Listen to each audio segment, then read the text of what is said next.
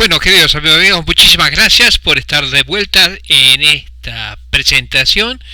Esta va a ser la tercera parte y con toda confianza creo que va a ser la final de Mateo 9, capítulo 9, versículo 9 al 13.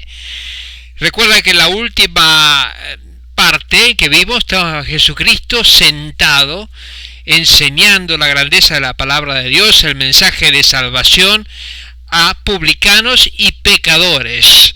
Y esto estaba en una magnífica reunión en la casa de Mateo, todos estos invitados, una gran transformación en todo. Supongo que este evento ha quedado marcado en cada una de estas personas presentes como único. Pero no estaban solos, ahí estaban espiando los fariseos, que vamos a ver los acontecimientos que siguen en este capítulo. Recuerda que estaban cenando y van ahí tengo que abrir la Biblia.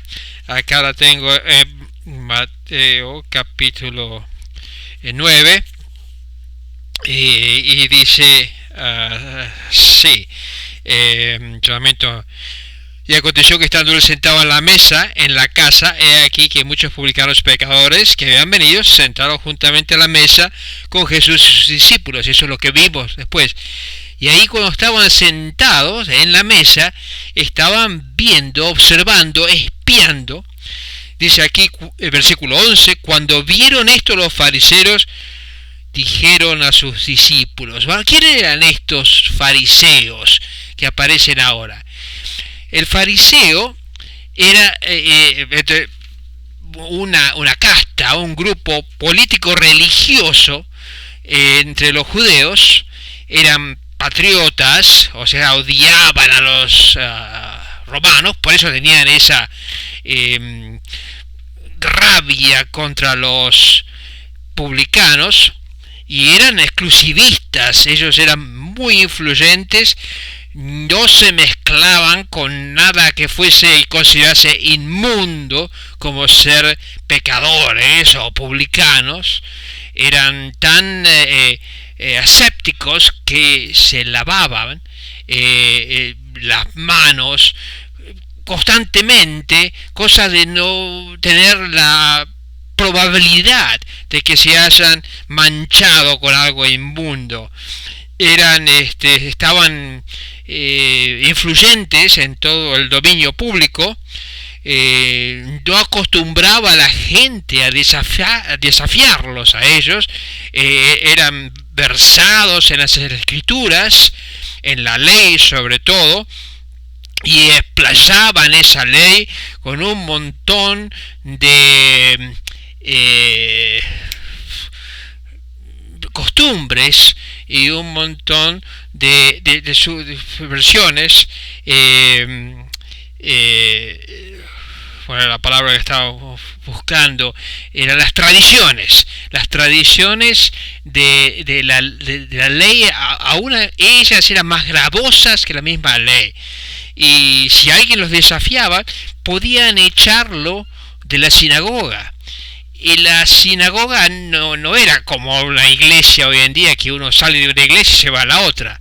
La sinagoga era el centro social, religioso, público. Ser echado de la sinagoga es como si alguno lo echaran de su propio barrio, de la casa donde vive, del barrio, y le digan no sos bienvenido.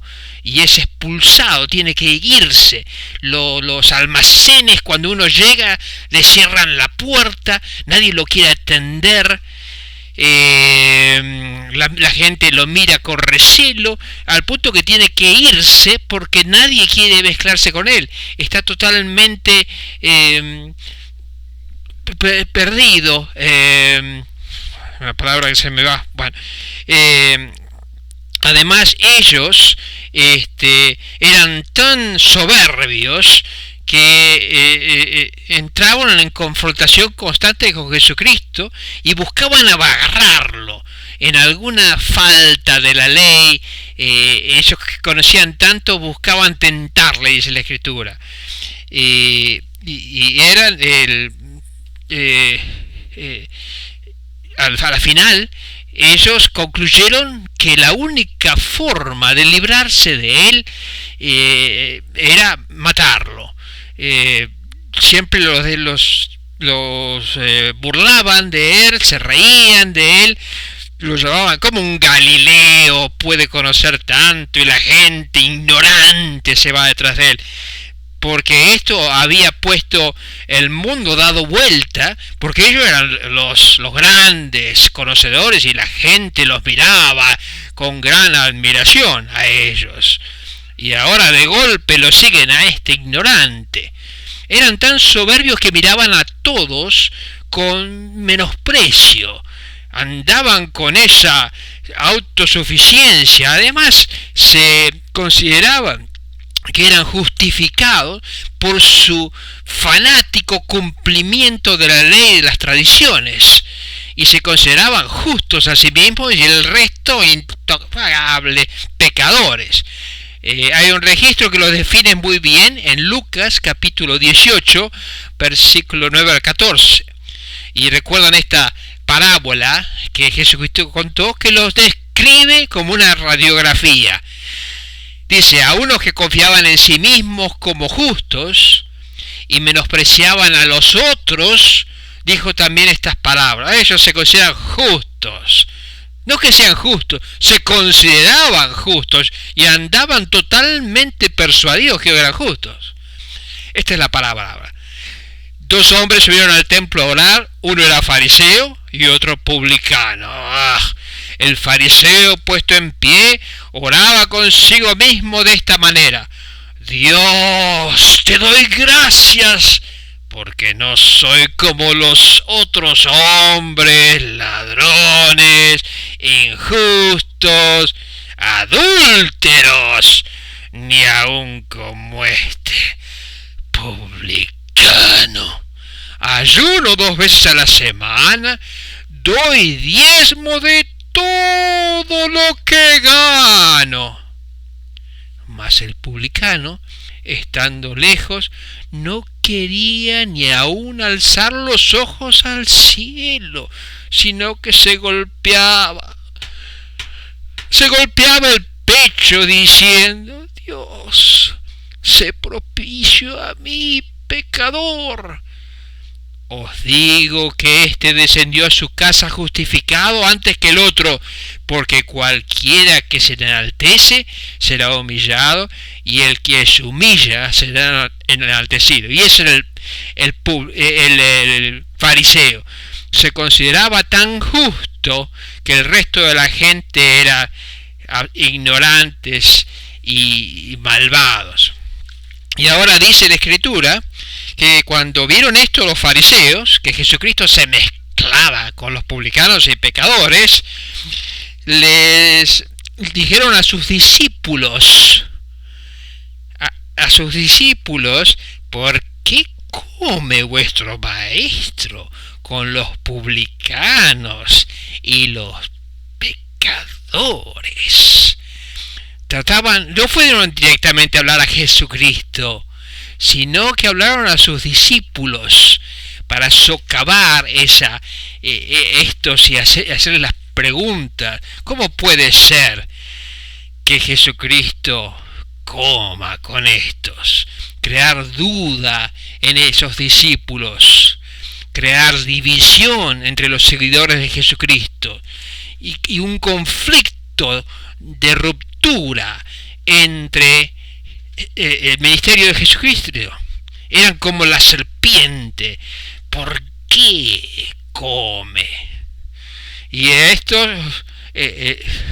al oírlo esto, Jesús les dijo, los confrontó directamente, dice: los sanos no tienen necesidad de médico, sino los enfermos. Y acá es fantástico la figura que Jesucristo toma. Él toma como la figura de un médico. Y acá voy a entrar a leer lo que dice Matthew Henry al respecto, un estudioso de la palabra que me gustó lo que dice. Dice: los sanos no tienen necesidad de médicos, sino los enfermos. Los publicanos, los pecadores, están enfermos y necesitan que alguien les dé ayuda y los sane. Los fariseos, por el otro lado, piensan que ellos no hay que ayudarles. El pecado es como una enfermedad en el alma. Los pecadores están espiritualmente enfermos. Nacemos espiritualmente enfermos y es una enfermedad en la vida misma de una persona. Las transgresiones son los síntomas, las evidencias de la enfermedad. Esta enfermedad del pecado nos debilita, nos produce pesadez, dolor, nos amarga, atemoriza, nos roba la paz, nos avergüenza, nos mata. Pero gracias a Dios tiene una cura. Jesucristo es el gran médico en la vida de las personas. Él cura dolencias físicas, en sus heridas fuimos sanados, dice la Escritura, y es suficiente un médico del alma. Hay un versículo que en Salmos capítulo 41:4, yo dije: Jehová, ten misericordia de mí, sana mi alma, porque contra ti he pecado. Él es el sanador del alma. Su profesión es sanar a los enfermos. El médico del alma tiene paciencia con el enfermo. El enfermo lo necesita porque su enfermedad es grave. No puede sanarse a sí mismo. Ningún otro puede hacerlo por él. Por eso necesitamos a Jesucristo. Sin Él estamos sin la medicina que nuestra alma necesita. Sin Él estamos eternamente enfermos. El pecador que descubre este médico del alma desea con agradecimiento su atención, como los publicanos y los pecadores. Pero también hay muchos otros, que piensan que está todo bien. Se sienten sanos y fuertes, que no tienen necesidad de Jesucristo, el médico del alma. Ellos piensan que están bien. Los fariseos no tienen necesidad de Jesús, ni de sus palabras, ni de sus ideas. Ellos mismos y sus obras santas, sus ayunos y sus ofrendas y sacrificios son suficientes para ser aceptos ante Dios. Por eso les dice: los sanos no tienen necesidad de médico. No es que no tengan, la tienen, pero no la necesitan. Estos están condenados no porque no tengan necesidad de Jesucristo como cualquier otro, sino porque piensan que no tienen ninguna necesidad de Él. Veamos en Juan capítulo 9, versículo 39 a 41. Dijo Jesús: para juicio he venido yo a este mundo, para los que no ven, vean, y los que ven, sean cegados. Entonces algunos de los fariseos que estaban con él al oír esto le dijeron: ¿acaso nosotros también somos ciegos? ¿Somos también ciegos? Jesús les respondió: si fuerais ciegos, no tendrías pecado. Mas ahora, porque decís, vemos, vuestro pecado permanece. Con tanta soberbia le dice: a mí me llamás ciego. Estos fariseos, Jesucristo les manifiesta porque está en esa familiaridad a esta gente, a los pecadores. A ellos les da tanta rabia que esté con publicanos y pecadores, pero hay en ello una expresión del amor de Dios. Y este amor a otros es mucho más superior que todos los rituales y sacrificios y ofrendas religiosas. Y puedes aprender lo que significa: misericordia quiero y no sacrificio, porque no he venido a llamar a los justos, sino a los pecadores al arrepentimiento. Y ahí les directamente va al Antiguo Testamento, a Oseas 6:6, donde dice: misericordia quiero y no sacrificio. Este amor es mucho más superior a todos los rituales y sacrificios y ofrendas y obligaciones religiosas. En 1 Corintios 13:3 dice: y si repartiese todos mis bienes para dar de comer a los pobres, y si entregase todo mi cuerpo para ser quemado, y no tengo amor, de nada me sirve. Los fariseos, además de considerarse suficientes a sí mismos, que cumplían los requerimientos de la ley, los rituales, agregaban sus tradiciones, y que eran más gravosas que la misma ley de Dios. Entonces ahí mismo el médico de alma le dice lo siguiente: id pues y aprended lo que significa misericordia quiero y no sacrificio. Tener misericordia, compasión, visitar a los cautivos, es mucho mejor a los ojos de Dios que sacrificios y rituales. En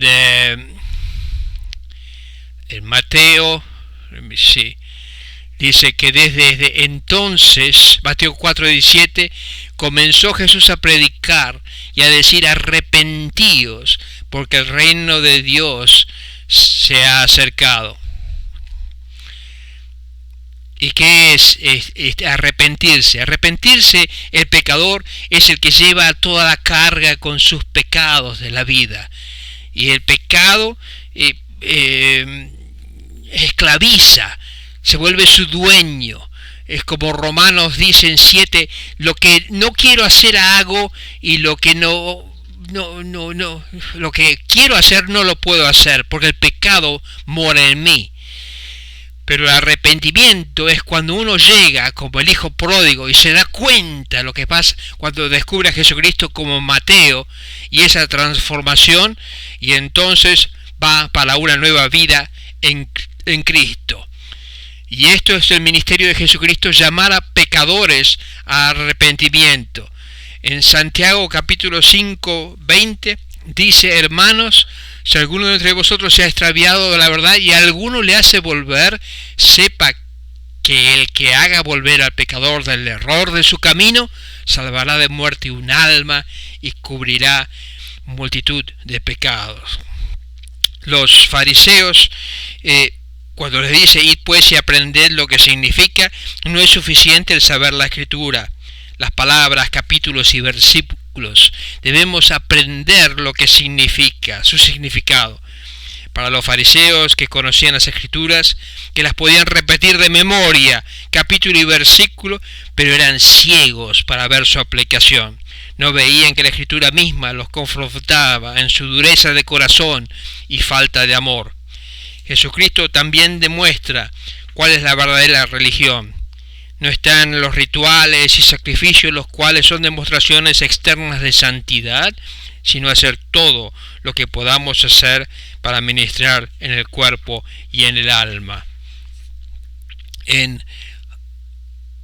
Al final quiero cerrar con 1 Timoteo, algo que dice Pablo.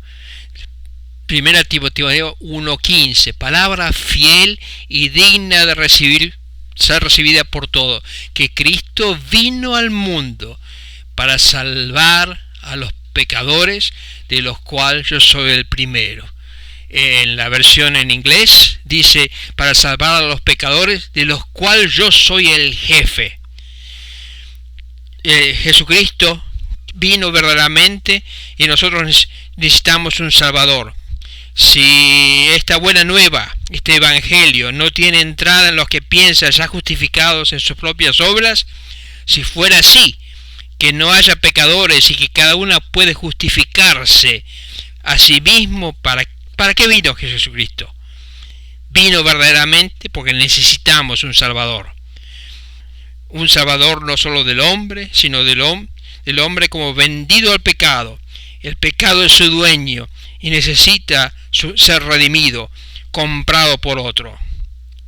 Si el primer Adán hubiera continuado en obediencia a Dios, no precisaríamos un segundo Adán. Por lo tanto, su gran negocio es redimir aún a los más dominados por el pecado. Cuanto más grave sea la evidencia de la enfermedad, más necesidad del médico es. Cristo vino al mundo para salvar a los pecadores. Y eso es lo que estaba haciendo en ese momento en la casa de Mateo. Qué gran registro, qué gran acontecimiento, cuando Él, el que libera a los corazones quebrantados, a los cautivos por los pecados, les da esta gran liberación y redención. Y en esta última nota cierro este estudio y les doy muchísimas gracias por su atención y por estar presentes en esto. Espero que haya sido una gran bendición, como lo que fue para mí, y para poder vivir de esta forma, con los ojos atentos para cumplir nuestro ministerio de embajadores de Dios, de ministros de reconciliación. Bueno, Dios los bendiga y será hasta la próxima.